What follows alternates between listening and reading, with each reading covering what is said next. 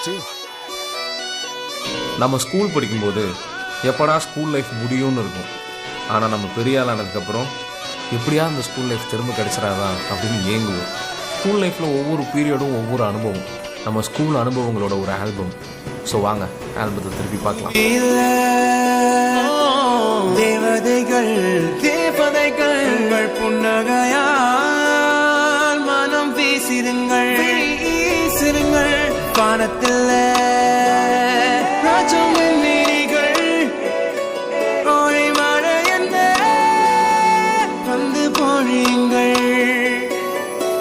சிந்தும் தேத்துழில் அடையில்லாத சுவைதான் உன் பாசத்தில் கண்டேன் என் வாழ்க்கை.